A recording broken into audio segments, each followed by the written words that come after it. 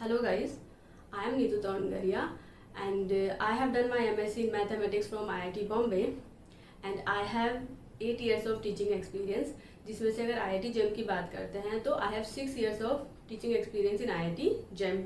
मैं पिछले 6 साल से IIT JEM के लिए कोचिंग दे रही हूँ। So here I am going to teach you mathematics for IIT JEM।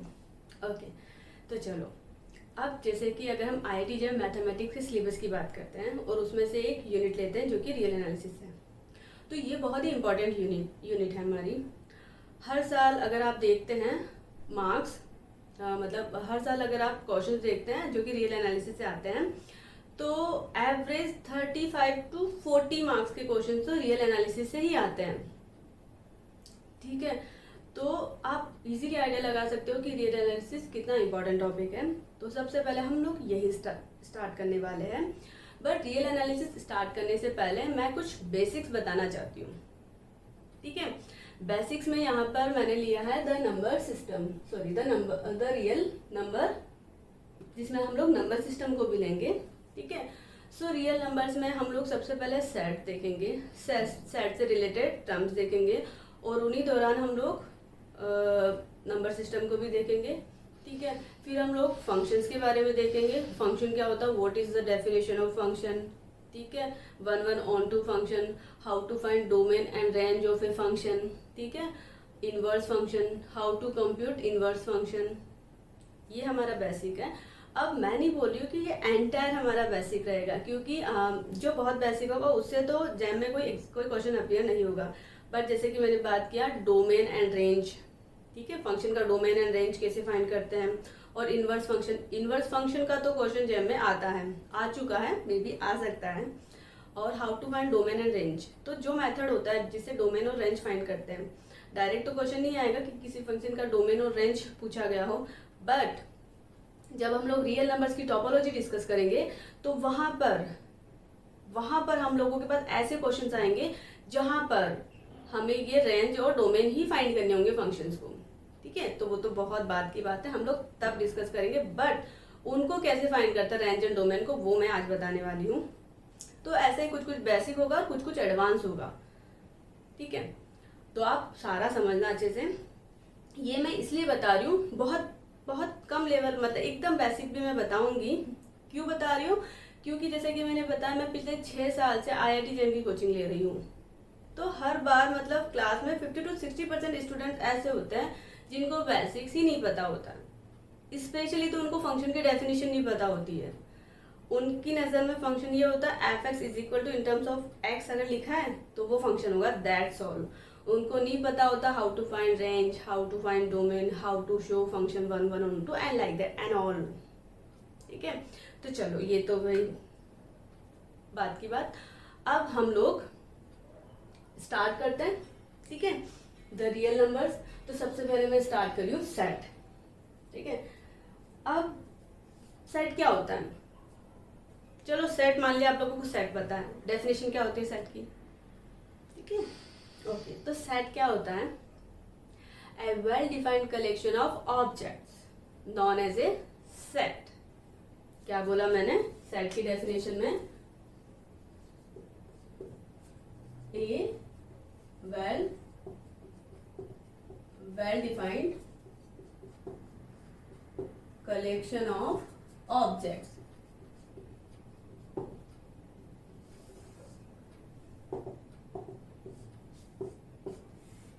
a well defined collection of objects known as a set। ये डेफिनेशन है, याद रखा करो डेफिनेशंस। ठीक है, एग्जाम में नहीं आएगा, बट जब आप हायर स्टडीज के लिए जाओगे, समवेयर आपका कोई इंटरव्यू वगैरह रहेगा, तो वहां पर ऐसे क्वेश्चन पूछे जाते हैं जो कि उनको पता होता है बच्चे इतने ग्राउंड लेवल पे जाके कुछ याद नहीं रखते हैं। ठीक है, एनीवे चलो, तो कलेक्शन ऑफ ऑब्जेक्ट्स, आप कलेक्शन में कुछ भी ले सकते हो, जैसे कि collection of markers, collection of tables, collection of chairs, collection of humans, collection of any kind of collection. ठीक है, but your collection should be well defined. ठीक है, अब चलो यहाँ वेल डिफाइंडनेस से क्या मतलब है उसको मैं एग्जांपल से बताती हूँ। जैसे कि एक सिंपल से एग्जांपल लेती हूँ, मैंने लिया collection of good teachers in A school और एक लिया है collection of teachers in A school.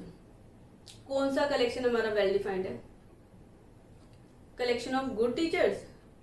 Good teachers की अगर हम बात करते हैं तो गुड टीचर्स में किसी हर स्टूडेंट के लिए जो टीचर है, गुड टीचर की डेफिनेशन अलग अलग होगी। जैसे कि मैं आप लोगों को पढ़ाने जा रही हूँ तो कुछ स्टूडेंट को मैं एज ए गुड टीचर रहूंगी कुछ स्टूडेंट्स के लिए, और कुछ स्टूडेंट्स को मेरा पढ़ाया अगर समझ में नहीं आएगा तो उनके लिए मैं गुड टीचर नहीं रहूंगी। ठीक है, समझ में आया ना?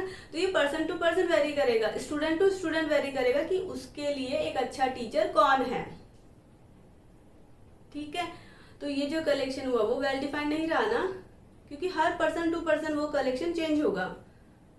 बट अगर मैंने लिया collection of teachers in A school, in a particular school के टीचर्स का अगर मैंने कलेक्शन ले लिया तो वो तो वेल डिफाइंड है, उसको तो कोई चेंज नहीं कर सकता, वो तो एज इट इज रहेगा। ठीक है, तो वो कलेक्शन हो गया हमारा वेल डिफाइंड, तो उसको हम बोल देंगे एक सेट। ठीक है, समझ में आया ना? तो इसी टाइप के कुछ एग्जांपल्स मैं फटाफट लिख देती हूँ जो कि वेल डिफाइंड है और जो वेल डिफाइंड नहीं है। वही जैसे कि फर्स्ट एग्जांपल अभी मैंने बताया,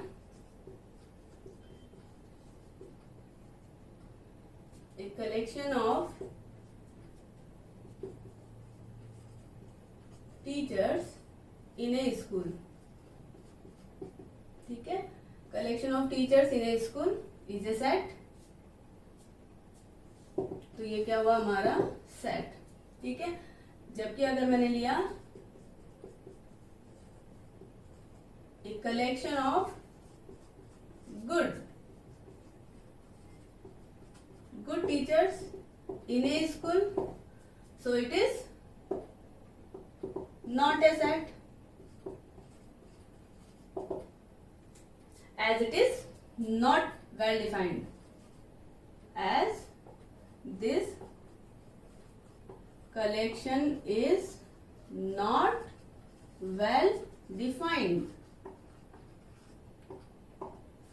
समझ में आया ना क्यों वेल डिफाइंड नहीं है? क्योंकि गुड टीचर की definition student to student vary करेगी, दैट्स वाई ये कलेक्शन हमारा वेल डिफाइंड नहीं है। जबकि ये तो कलेक्शन वेल डिफाइंड है, तो ये सेट हो गया और ये सेट नहीं हुआ। ऐसे ही अगर मैंने लिया collection of vowels in English alphabet,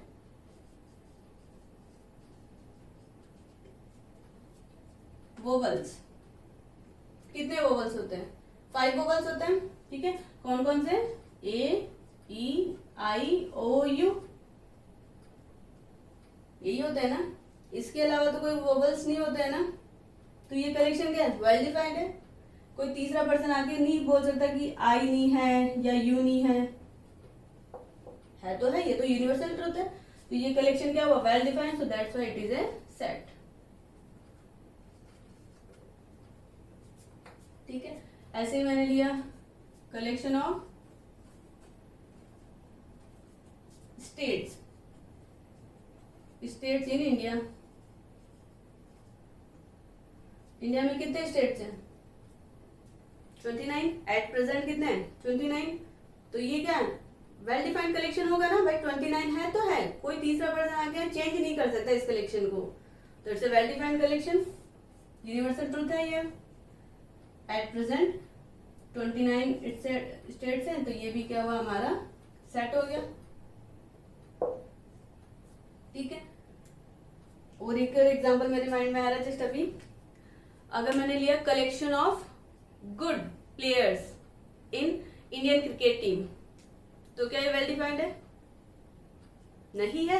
good players की मैं बात कर रही हूं, तो good players same thing, person to person vary करेगा। ठीक है, किसी पर्सन को अगर किसी पर्सन के अकॉर्डिंग लिस्ट में धोनी पहले आ रहा है, फिर कोहली आ रहा है, एंड लाइक दैट। किसी पर्सन की लिस्ट में पहले विराट कोहली आ रहा है, फिर धोनी आ रहा है, लाइक दैट। तो हर बार पर्सन टू पर्सन लिस्ट क्या होगी हमारी? चेंज होती जाएगी ना, वो कलेक्शन चेंज होता जाएगा गुड प्लेयर्स का। ठीक है, सो वही ये कलेक्शन क्या है हमारा? वेल डिफाइंड नहीं है, क्योंकि ये पर्सन टू पर्सन वेरी कर रहा है।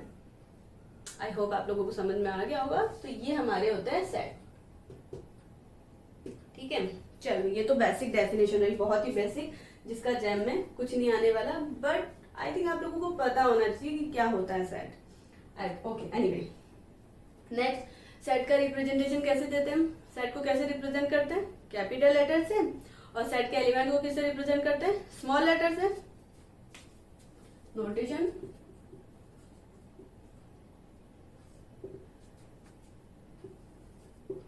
sets are denoted by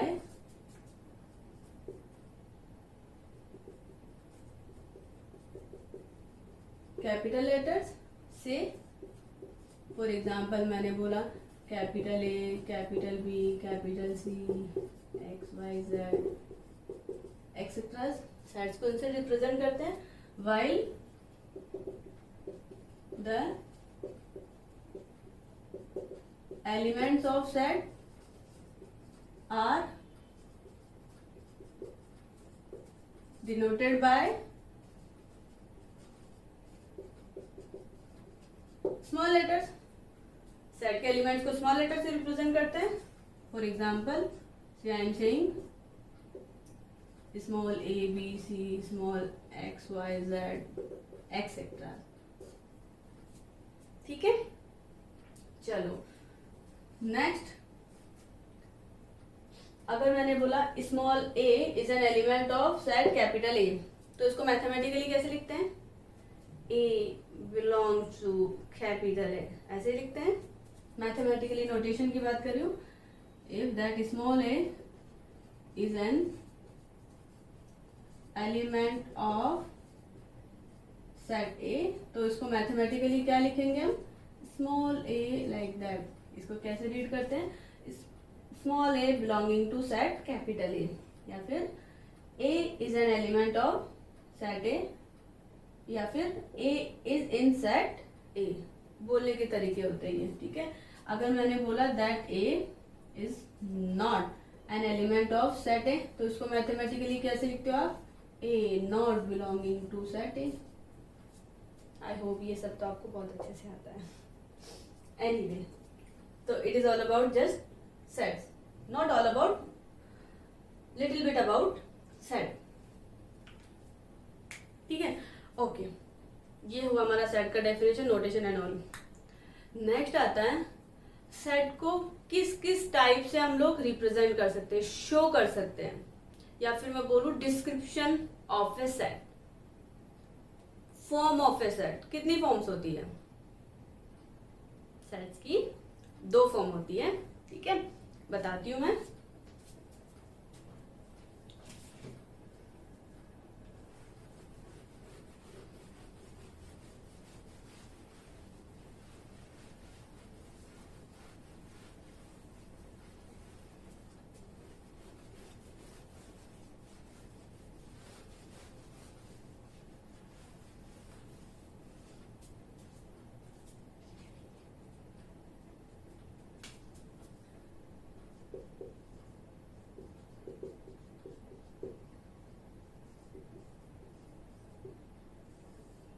ठीक है, डिस्क्रिप्शन ऑफ ए सेट। तो सेट की क्या 2 फॉर्म्स होती है। एक तो होती है टेबुलर और रोस्टर फॉर्म, और सेकंड होती है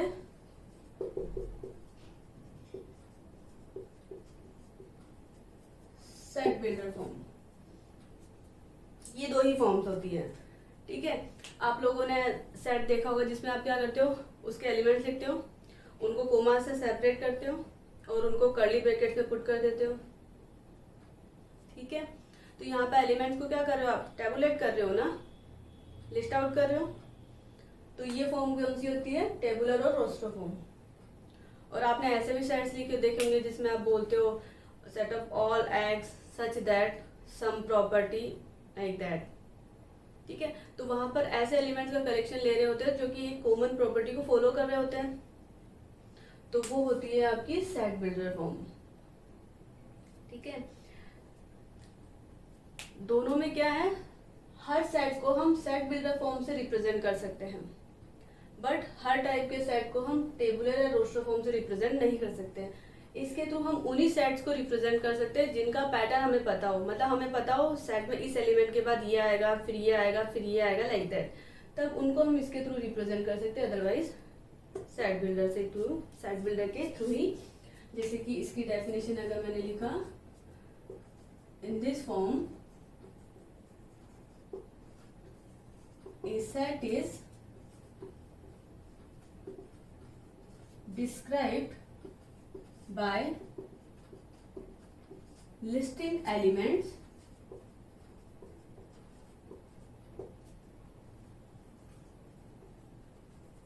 separated by commas within the braces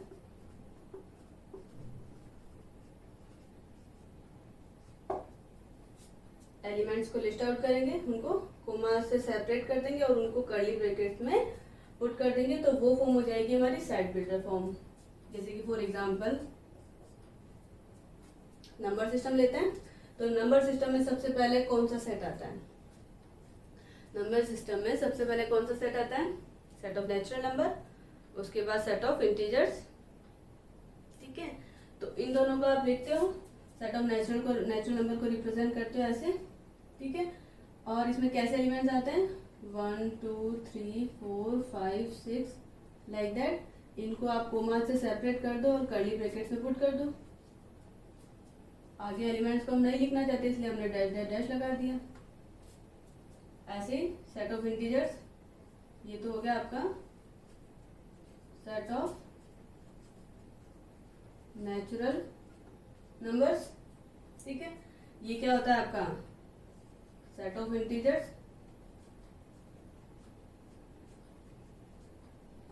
तो अच्छा ओके, अब जब हम लोग रोस्टर या टेबुलर फॉर्म में अगर लिख रहे होते हैं ना, तो हम लोग एक तो क्या करते हैं, एलिमेंट्स का रिपीटेशन नहीं लेते हैं। जैसे अगर किसी सेट में कोई एक एलिमेंट 2 बार 3 बार 4 बार आ रहा है तो उसको एक बार ही लिखते हैं। ठीक है, सेकेंड थिंग, हालांकि जरूरी नहीं है बट फिर भी हम लोग उनको एक अरेंजमेंट में लिखते हैं, एक ऑर्डर में लिखते हैं, जैसे कि यहाँ पर मैंने लिखा है। ठीक है, ऐसे ही मतलब नेगेटिव टू पॉजिटिव ऑनवर्ड्स, ऐसे इंक्रीजिंग ऑर्डर में। इंटीजर को अगर हम लिखते हैं तो क्या आ जाएगा, जैसे यहाँ पर -2 -1 0 1 2 लाइक दैट। ठीक है, ये हो गया हमारा set of integers. Z plus क्या होता है? Set of all the positive integers, set of all positive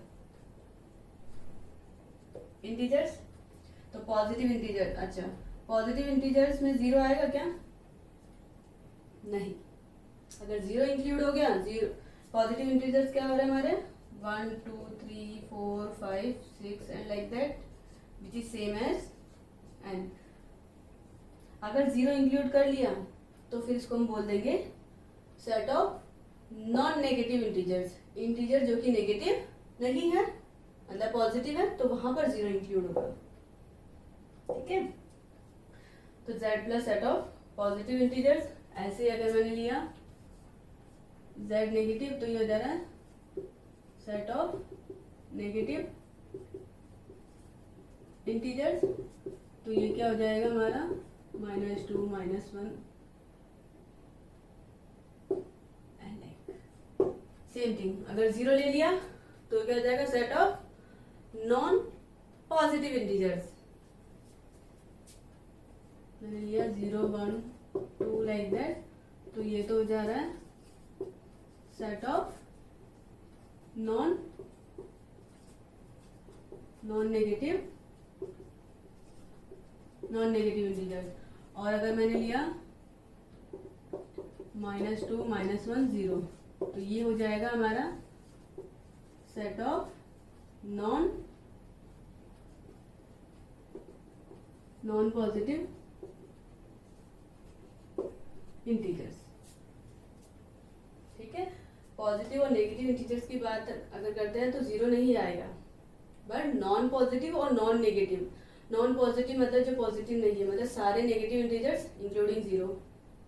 ठीक है, और नॉन नेगेटिव मतलब नेगेटिव नहीं है, सारे पॉजिटिव और 0, और नॉन पॉजिटिव, ठीक है, मतलब सारे नेगेटिव और जीरो।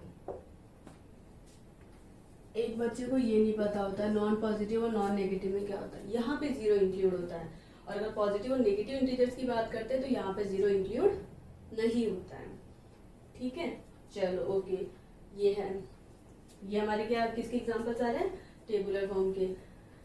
इसके बाद मैंने वो सेट लिया था वोवल्स इन इंग्लिश अल्फाबेट।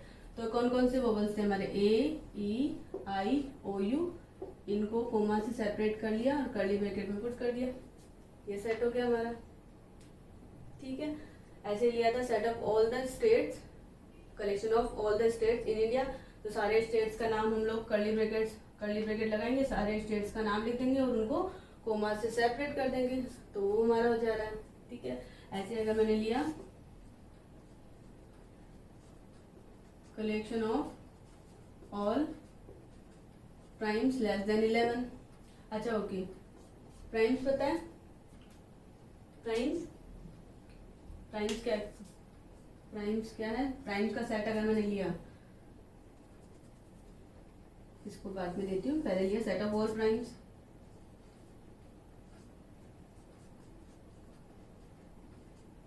ठीक है। तो प्राइम्स क्या होता है, ऐसे नंबर जिनका डिवाइजर या तो 1 होगा या फिर वो नंबर इटसेल्फ होगा, केवल 2 ही डिवाइजर्स होते हैं, ठीक है। A number which is divisible by 1 and the number itself only, उन नंबर्स को हम क्या बोलते हैं, प्राइम नंबर्स बोलते हैं। प्राइम नंबर का कलेक्शन लिया तो सबसे पहले आता है 2, फिर 3, फिर 5, 7, 11, 13, 17, 19 एंड चलता ही जाएगा, ठीक है। तो रिमेम्बर सारे प्राइम्स क्या होते हैं, ऑड होते हैं, और केवल 2 is the only even prime number, पता होना चाहिए ये चीजें, ठीक है। 2 केवल अकेला प्राइम नंबर है जो कि इवन है, अदरवाइज सारे प्राइम नंबर्स क्या होते हैं, ऑड होते हैं। ऑड और इवन का पता है ना, इवन नंबर वो होते हैं जो कि 2 से डिविजिबल होते हैं, ऑड नंबर वो होते हैं जो कि 2 से डिविजिबल नहीं होते हैं, दैट्स ऑल, ठीक है। तो सेट ऑफ ऑल प्राइम्स आ गया ये हमारा, ये भी क्या हो गया, सेट बिल्डर फॉर्म हो गई ना, ठीक है। अब अगर हम बात करते हैं, ये जो कलेक्शन लिया, इस कलेक्शन को collection of all primes less than 11, तो कौन कौन से प्राइम आएंगे, 2, 3, 5, 7, केवल यही आएंगे, तो ये कलेक्शन हो गया, ये सेट हो गया, ठीक है। सो ये तो हो गई हमारे सेट की टेबल और रोस्टर फॉर्म, मतलब लाइक दैट, डेफिनेशन क्लियर है। नेक्स्ट मैं बता रही हूँ सेट बिल्डर फॉर्म। तो सेट बिल्डर फॉर्म में मैंने क्या बताया था, सेट के एलिमेंट्स एक प्रॉपर्टी को फॉलो कर रहे होते हैं, मतलब वहां पर हमें सारे एलिमेंट्स को लिस्ट आउट करने की जरूरत नहीं होती, हम क्या करते हैं एक प्रॉपर्टी को लिख देते हैं बस, जो कि सारे एलिमेंट्स फॉलो अप कर रहे हैं। तो इसकी डेफिनेशन क्या रहेगी, in this form a set is described by a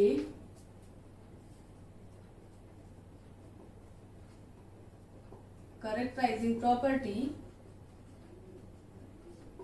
p of x of its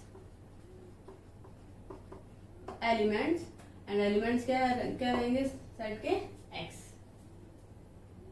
So in this form a set is described by a characterizing property, say px, property को मैंने call कर दिया px, कुछ भी हो सकती है, of its element. p एक प्रॉपर्टी होगी जिसको x होल्ड कर रहा होगा, ठीक है, समझ में आया, जैसे कि नोटेशन से समझ में आएगा। नोटेशन, आप सपोज सेट x है तो आप कैसे लिखोगे, curly bracket set of all x such that p of x hold, या फिर आप ऐसे बोल सकते हो set of all x such that x has property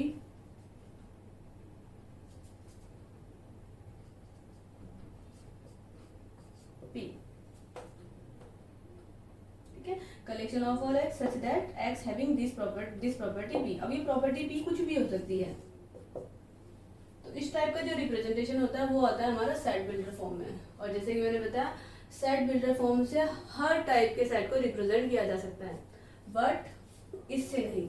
इससे हम तभी कर पाएंगे जब सेट के एलिमेंट्स का पैटर्न हमें पता हो, हमें ये पता हो कि इस एलिमेंट के बाद कौन सा आएगा, उसके बाद कौन सा आएगा, उसके बाद कौन सा आएगा, मतलब हम उन्हें लिस्ट आउट कर सके, तभी, अदरवाइज नहीं। ठीक है, जैसे कि इन्हीं एग्जांपल्स को हम लोग सेट बिल्डर फॉर्म में लिख सकते हैं। जैसे कि नंबर सिस्टम की हम बात कर रहे थे, तो नंबर सिस्टम में सबसे पहले नेचुरल नंबर आया, उसके बाद इंटीजर आया। अब अच्छा ओके, नंबर सिस्टम में इंटीजर्स के बाद कौन आता है, रैशनल्स आते हैं। क्या रैशनल्स को हम रोस्टर या टेबुलर फॉर्म में लिख सकते हैं क्या? रैशनल नंबर्स को इस फॉर्म में लिख सकते हैं क्या? नहीं लिख पाएंगे। क्यों? क्योंकि हमें ये नहीं पता होता एक रैशनल नंबर के जस्ट बाद कौन सा रैशनल नंबर आएगा, है ना, नहीं पता है ना, that's why. And same thing for irrationals को भी हम लोग नहीं लिख पाएंगे, रियल नंबर्स को भी इस फॉर्म में नहीं लिख पाएंगे। उन सब के लिए केवल सेट बिल्डर फॉर्म होती है। ठीक है, जैसे कि example N set, natural number के लिए तो स्टैंडर्ड नोटेशन है, तो क्या लिखोगे, set of all x such that, property क्या है, X is a natural number, यही प्रॉपर्टी है ना एक्स के लिए। जेड के लिए set of all x such that X is an integer. Z plus के लिए set of all x such that X is an integer and X is greater than 0, या फिर x is A positive integer and like that. मतलब वो property वो depend करेगा कि element जो एक्स है वो किस प्रॉपर्टी को होल्ड कर रहा है, बस वो यहाँ पे लिख देनी होती है हमें। ओके, जैसे कि प्राइम्स की हम बात कर रहे थे, तो से set x set of all x such that X is A prime. Set of vowels की हम बात कर रहे थे, set of all x such that, इसको वाई कॉल कर दो, सच that X is A vowel in English alphabet.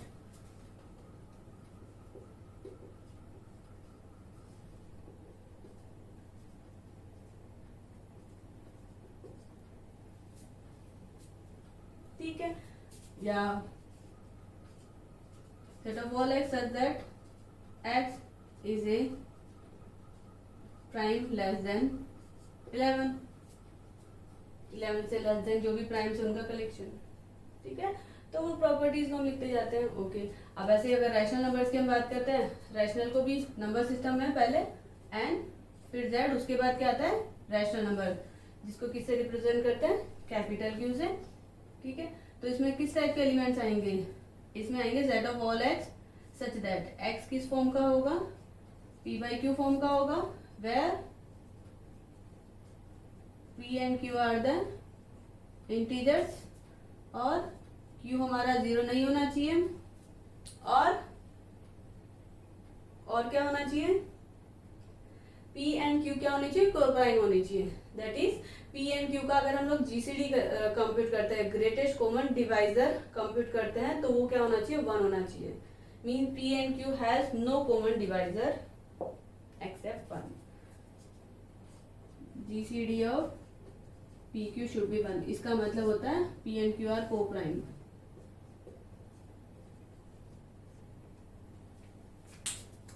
Coprime की डेफिनेशन पता है, दो नंबर्स कोप्राइम होंगे अगर उनका जीसीडी क्या हो, 1 हो।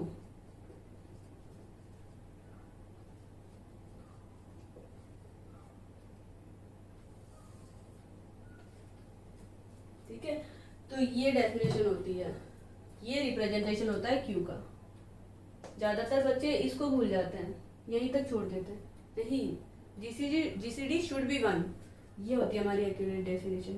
तो ये सेट क्यू को हमने सेट बिल्डर फॉर्म में लिख दिया, और मैंने बताया इस फॉर्म में नहीं लिख सकते क्योंकि पैटर्न नहीं होता हमारे पास, हमें नहीं पता होता एक रैशनल नंबर के जस्ट बाद या उससे जस्ट पहले कौन सा रैशनल आएगा, दैट्स व्हाई। ठीक है, तो बेसिकली रैशनल नंबर्स की डेफिनेशन तो सबको पता ही होगी, ये तो सेट नोटेशन आ गया। और बाकी रैशनल नंबर्स क्या होते हैं, जो कि रेकरिंग डेसिमल से रिप्रेजेंट हो। रेकरिंग डेसिमल मतलब जो डेसिमल रिप्रेजेंटेशन है वो दो तरह का हो सकता है, या तो टर्मिनेटिंग हो सकता है या फिर नॉन टर्मिनेटिंग बट रिपीटिंग। ठीक है ना, तो वो हमारे क्या हो जाते हैं, रैशनल नंबर्स। मतलब रैशनल नंबर्स के रिस्पेक्ट में हम ऐसा भी बोल सकते हैं, all recurring decimals are rational numbers. हम ये भी बोल सकते हैं, ऑल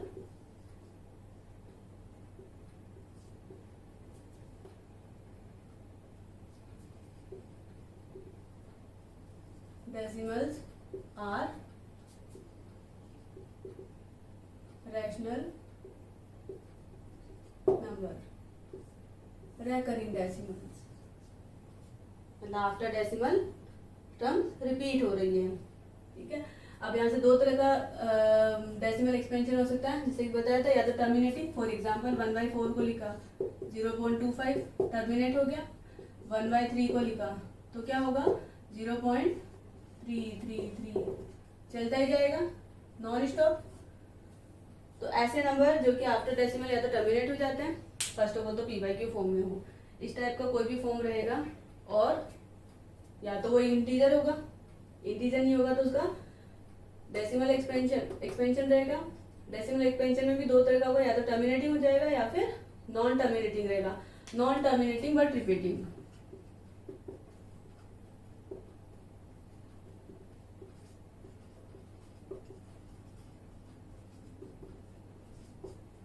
मतलब कोई एक नंबर है जो after decimal infinite time repeat होगा। ठीक है, आप ऐसे कोई भी नंबर लिख सकते हो, आफ्टर डेसिमल एक फिक्स नंबर को रिपीट करते जाओ तो वो सारे क्या होंगे, रैशनल नंबर्स होंगे। ठीक है, ओके। नेक्स्ट क्यू कॉम्प्लीमेंट, ये होता है set of irrational number.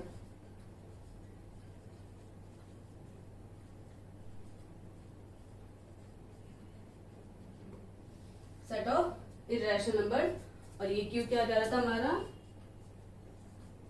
Set of rational numbers. ठीक है, अब क्यू कॉम्प्लीमेंट, इसको रीड कैसे करते हैं, Q complement set of irrational numbers. तो इस सेट की अगर डेफिनेशन लिखनी है तो क्या लिखोगे, set of all x such that X not a rational number, या फिर आप ऐसा भी लिख सकते हो, instead of writing this X not belonging to Q, that's all. एक ऐसा नंबर जो कि रैशनल नहीं है वो क्या हो जाएगा, इरेशनल। मतलब ऐसे नंबर जिनका अगर हम लोग जिनको डेसिमल एक्सपेंशन की बात कर रहे हैं, ठीक है, जिनकी डेसिमल एक्सपेंशन इनमें से कोई भी फॉर्म की ना हो, ना तो टर्मिनेटिंग हो ना ही रेकरिंग डेसिमल्स हो, नॉन टर्मिनेटिंग रिपीटिंग हो। ठीक है, तो अगर कोई डेफिनेशन पूछता है आपसे what are irrational numbers, set थोड़ी ना बताओगे, जैसे कि रैशनल के आप बोलते हो जिनको p/q फॉर्म में लिख सकते हैं ब्ला ब्ला। ठीक है, इरेशनल को आप कैसे बोलोगे, या रैशनल की डेफिनेशन ये होती है, all recurring decimals are rational numbers, it is the definition. ठीक है, इरेशनल को क्या कॉल करोगे, इरेशनल नंबर्स वो नंबर्स होते हैं numbers which can be neither terminated nor expressed as recurring decimals। ये क्या है, recurring decimals है ना, both are the recurring decimals। ये terminate हो पा रहा है, ये non terminating but repeating है। ठीक है, that means आप बोल सकते हो irrational वो होते हैं जिनका decimal expansion non terminating non repeating होता है, आप ऐसा भी बोल सकते हो। Irrational numbers are the number which has non-terminating,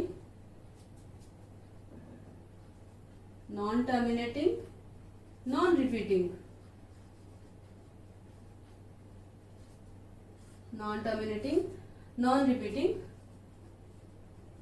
decimal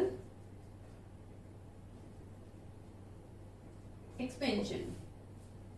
That's all, it is the definition of irrational numbers। बस आप तो ये बोल देना। जिनका which has non terminating and non repeating decimal expansions, that's all. ठीक है, चलो तो ये हमारे हो गए इरेशनल नंबर्स, जैसे कि example √2, √3, pi, exponential etcetera. In fact square root of prime, ये सब क्या होंगे, इरेशनल ही होंगे। Square root of any prime number always क्या होगा, एक इरेशनल नंबर होगा। इनफाइनिटली मैनी इरेशनल नंबर्स होंगे, वो तो मैंने कुछ एग्जांपल दिए हैं। ठीक है, मतलब आप इरेशनल नंबर को कैसे भी बना सकते हो। आपने कोई भी नंबर लिखा, डेसिमल लगा, उसके बाद में आप जो भी नंबर लिख रहे हो वो विदाउट एनी पैटर्न लिखो, ना तो टर्मिनेटिंग ना ये रिपीटिंग, विदाउट एनी पैटर्न अगर आप लिख रहे हो तो वो सारे नंबर क्या होंगे, वो आपके इरेशनल नंबर्स होंगे। और आफ्टर डेसिमल अगर आप एक पैटर्न के साथ लिख रहे हो, मतलब एक फिक्स नंबर ले रहे हो, भलाई से वो कितना भी बड़ा नंबर ले सकते हो, बट वो फिक्स नंबर ही अगर बार बार रिपीट कर रहे हो तो वो रैशनल होगा। बट अगर कोई एक फिक्स नंबर बार बार रिपीट नहीं हो रहा है, मतलब आफ्टर डेसिमल कोई पैटर्न आपको नहीं मिल रहा है, तो वो सारे नंबर्स क्या होंगे, इरेशनल। तभी तो माइंड में क्वेश्चन आता है, ऐसे तो हम चाहे जितने अनकाउंटेबल मैनी नंबर्स बना सकते हैं जिनमें आफ्टर डेसिमल नंबर्स में कोई पैटर्न फॉलो नहीं हो रहा है, non terminating non repeating decimal expansion आ रहा है, तो वो सारे क्या होते हैं, हमारे इरेशनल नंबर्स होते हैं। ठीक है, होप अभी समझ में आएगा रैशनल एंड इरेशनल। जैसे कि मेरा एक्सपीरियंस रहा है, बच्चों को रैशनल और इरेशनल बस नाम से पता है, रैशनल ये, इरेशनल मतलब ये, नॉट इरेशनल बस, और उनको इसके आगे कुछ नहीं पता होता है। ठीक है, तो माइंड में रैशनल इरेशनल आता है तो एक अच्छी सी इमेज बन जानी चाहिए। इरेशनल रैशनल मतलब आप या तो उनका डेसिमल एक्सपेंशन टर्मिनेटिंग हो या फिर नॉन टर्मिनेटिंग बट रिपीटिंग।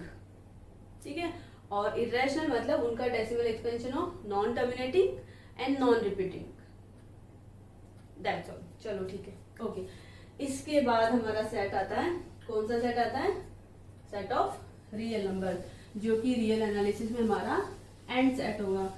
हालांकि सेट ऑफ रियल नंबर्स के बाद हम लोग सेट ऑफ कॉम्प्लेक्स नंबर देखते हैं, फिर है ना आरएन स्पेस देखते हैं, बट वो सब कुछ हमारे रियल एनालिसिस में है नहीं, तो उन सेट्स के बारे में हम लोग डिस्कस नहीं करेंगे।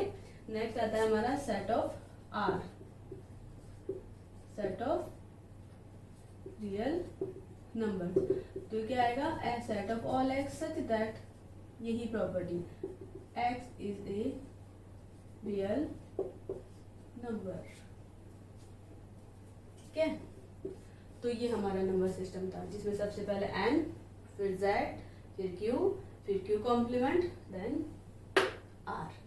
ठीक है, अब आप लोगों को सबको ये नंबर सिस्टम पता होना चाहिए, प्लस इनका विजुअलाइजेशन, नंबर लाइन पे ये नंबर्स कैसे कैसे आते हैं मैं अभी बता रही हूँ।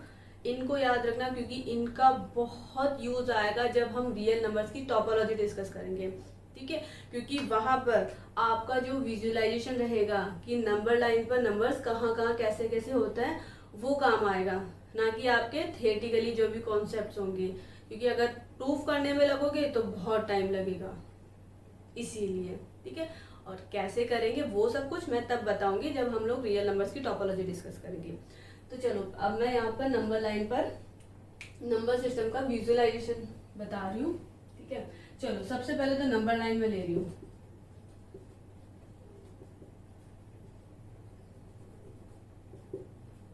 Number line. ठीक है, तो डैश ये हो गई हमारी माइनस इनफाइनाइट टू डैश, ये प्लस इनफाइनाइट, ये तो हो गया हमारा आर, मतलब एक कंटिन्यूस में ये डॉट ये पूरी जो लाइन बता रही हूँ ना पूरे नंबर से मिलके बन रही है टाइप। ठीक है, सपोजिट सेंटर में ये 0 हो जा रहा है, ये 1 है, ये 2 है, ये 3 है, ये 4 है, इधर में ये -1 -2 एंड लाइक दैट। ठीक है, ये तो पूरी हमारी नंबर लाइन हो गई। अब मुझे नंबर लाइन पर किनको देखना है, मुझे देखना है केवल नेचुरल नंबर्स को, मुझे केवल नेचुरल नंबर्स को देखना है। ठीक है, तो हमारे माइंड में नेचुरल नंबर के रेस्पेक्ट में क्या इमेज बननी चाहिए,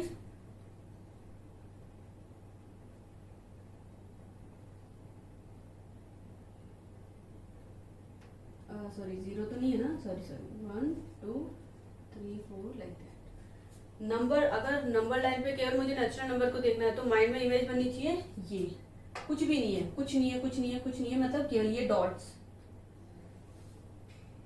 ये डॉट्स आगे तक, ठीक है। अगर मुझे नंबर लाइन पर इंटीजर्स को रिप्रेजेंट करना है, मतलब नंबर लाइन पर मुझे विजुलाइज करना है, मुझे इमेजिन करना है किनको, इंटीजर्स को, तो ये 0, ये 1, ये 2, 3, 4 डैश डैश, इधर में ये -1, ये -2, -1, ये इधर में -3 आ जाएगा, और लाइक दैट इनफाइनाइट, ठीक है। तो अगर इंटीजर्स की बात करें, नंबर लाइन पे केवल इंटीजर्स को देखना है तो केवल ये डॉट सामने आनी चाहिए हमारी आंखों की, ये कुछ भी नहीं, यहाँ पे कुछ है ही नहीं ना इंटीजर्स में, केवल इनकी हम बात कर रहे हैं, ठीक है। अगर मैं रैशनल्स की बात कर रही हूँ, ओके, अच्छा, नेचुरल नंबर और इंटीजर्स क्या होते हैं हमारे, रैशनल होते हैं ना, क्योंकि सबके नीचे 1 डिवाइड बाय 1 किया तो ये पी वाई की फॉर्म बन जा रहा है, इंटीजर्स है, जीसीडी क्या है, 1 है, ठीक है। तो इंटीजर्स और नेचुरल नंबर और इंटीजर्स सब क्या होता है हमारे, रैशनल नंबर्स ही होते हैं। इनफैक्ट नेचुरल नंबर्स इंटीजर्स में आ रहे हैं और इंटीजर्स फिर किस में आ जा रहे हैं, रैशनल आ रहा है, रैशनल्स में आ जा रहे हैं। बट रैशनल्स में और भी नंबर्स हो रहे हैं जिनका डेसिमल एक्सपेंशन हो रहा है, ठीक है, ये तो इंटीग्रल वैल्यूज आ रही है। रैशनल में और भी नंबर्स आ रहे हैं जो किसके थ्रू रिप्रेजेंट हो रहे हैं, डेसिमल एक्सपेंशन से रिप्रेजेंट हो रहे हैं। डेसिमल एक्सपेंशन या तो टर्मिनेटिंग या फिर नॉन टर्मिनेटिंग बट रिपीटिंग, मतलब एक फिक्स नंबर रिपीट होता जाएगा, वो फिक्स नंबर कुछ भी हो सकता है, समझ में आया ना, ठीक है। तो इस टाइप के, तो अगर रैशनल को अगर विजुलाइज करना है ना, तो ये तो रैशनल है ही, है ना, 3, 4 लाइक दैट, इधर में -1, -2, -3 लाइक दैट, ठीक है। अब ये जो इंटीजर्स हैं, सॉरी ये जो इंटीग्रल वैल्यूज है, सेम एज इंटीजर्स, इनके बीच क्या होंगे, बहुत सारे रैशनल नंबर्स होंगे ना, क्योंकि रैशनल नंबर आप, मैंने बताया ना, आप कैसे भी जनरेट कर सकते हो। ये 1 लिया, 1 पॉइंट, अब आप कोई भी नंबर लो जिसको रिपीटेशन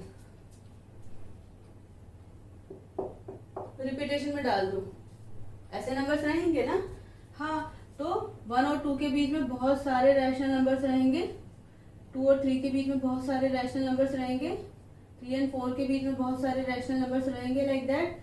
ऐसे ही 0 और 1 के बीच में रहेंगे, -1 एंड 0 के बीच में रहेंगे, -2 एंड -1 के बीच में रहेंगे, लाइक दैट, ठीक है। तो नंबर लाइन पर अगर आपको रैशनल नंबर्स को देखना है तो आपके माइंड में ऐसी इमेज आनी चाहिए। अब यहाँ पे जैसे जो स्पेस, ये बीच में गैप आ रहा है ना, ये गैप मेंटेन होना चाहिए। इस गैप को कौन फिल करेगा, इस गैप को फिल करेंगे इर्रेशनल नंबर्स, ठीक है। तो अगर इर्रेशनल नंबर्स को अगर समझ में आया ना, रैशनल नंबर को अगर इमेजिन करना है नंबर लाइन पर, ये मैंने बड़ी बड़ी लाइन ड्रॉ करी है, बट आपको इससे मतलब है, लाइक आप डॉट से समझो, लाइन से ना समझो तो डॉट से समझो, लाइन से में भी इतना क्लियर नहीं होगा,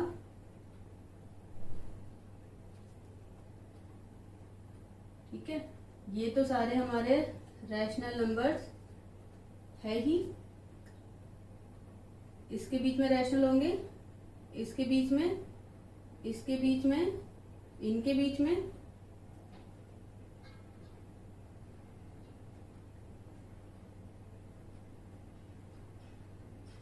ठीक है।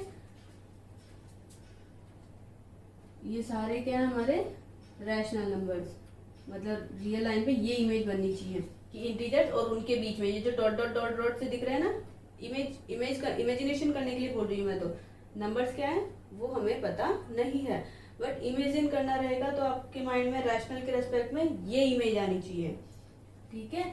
ये इमेज आपकी रैशनल के रेस्पेक्ट में आनी चाहिए। अब जैसे कि मैंने बताया, इनके बीच में, इन डॉट्स के बीच में गैप है, इस गैप को कौन फिल करेगा, इर्रेशनल नंबर्स, ठीक है। तो चलो पहले तो मैं केवल इर्रेशनल नंबर्स की देखती हूँ। इर्रेशनल नंबर को अगर आपको इमेजिन करना है तो 0 आपका यहाँ पर होल आ जाएंगे, क्योंकि 0, 1, 2, 3 4 5, ये तो क्या है आपकी, ये तो रैशनल नंबर्स हैं, ये तो इरेशनल में नहीं आएंगे, बट 0 1 2 3 -1 -2 0 1 1 2 2 3 इनके बीच में क्या होंगे, बहुत सारे इरेशनल नंबर्स होंगे, क्योंकि मैंने बताया ना आप कैसे भी इरेशनल नंबर जनरेट कर सकते हैं जो कि इन प्रॉपर्टीज को फॉलो कर रहा है। तो वो वैसे तो आप इनफाइनाइट मतलब बहुत सारे नंबर जनरेट कर सकते हो, है ना, कि आफ्टर डेसिमल आप नंबर्स को कैसे भी लिखते जाओ, रहेगा तो वो एक नंबर जो कि क्या होगा आपका इरेशनल नंबर। तो सेम वही, ये लाइक दैट, ये सारे नंबर आपके आ रहे हैं इरेशनल।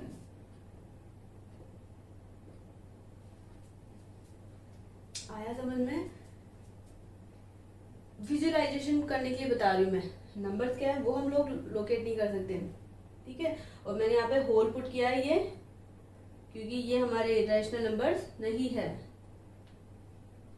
और फिर रैशनल इरेशनल दोनों को अगर मैं मिला दूंगी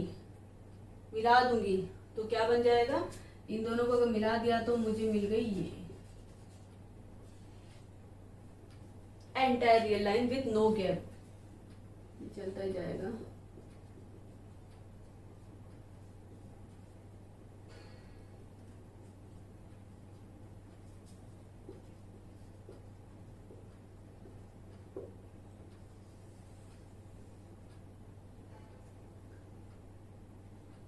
with no gap between numbers. Number अगर मैं रियल लाइन की बात करूँ कि आपको इमेजिन करना है किसको, रियल लाइन को, तो एकदम बोल्ड लाइन रहेगी, क्योंकि सारे नंबर मिलके ऐसा बना देंगे कि कोई गैप ही नहीं रहेगा। तो इस तरह का आपको कभी गैप दिखेगा ही नहीं, यहाँ पे कंटिन्यूशन में सारे नंबर्स आ रहे हैं, ठीक है। आई होप आपको ये विजुअलाइजेशन समझ आया होगा, क्योंकि ये बहुत इंपॉर्टेंट है।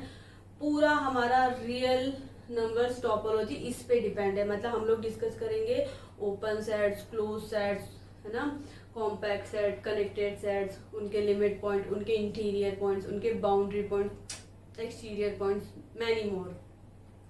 तो उन सब में आपको जब भी एग्जांपल्स आएंगे, क्योंकि हम लोग रियल एनालिसिस पढ़ रहे हैं, तो आपके जो भी सेट सबसेट जो भी आएंगे रियल नंबर्स के ही आएंगे, और ये हमारी पूरी रियल लाइन है, ठीक है। तो ये विजुअलाइजेशन बहुत काम देगा वहां पर। अभी अगर समझ में आया है तो बहुत अच्छी बात, अगर नहीं आया है तो मैं जब रियल नंबर्स की टोपोलॉजी डिस्कस करूंगी तो इसको मैं दोबारा बताऊंगी, ठीक है। ओके, तो अभी हम अपना लेक्चर यहीं पे वाइंड अप करते हैं, ठीक है। नेक्स्ट लेक्चर में हम लोग सबसेट्स एंड ऑल डिस्कस करेंगे, वही कुछ बेसिक्स लेंगे और कुछ एडवांस लेंगे। जैसे कि ये भी बोले तो बेसिक्स में ही आ रहा है, बट इसका यूज हमें डायरेक्ट मिलेगा जेम के क्वेश्चंस को सॉल्व करने में, ठीक है। तो इसको मैं एडवांस की कैटेगरी में डालूंगी। चलो तो ओके, फिर आज यहीं पे वाइंड अप करते हैं, मिलते हैं नेक्स्ट लेक्चर में। Till then good bye.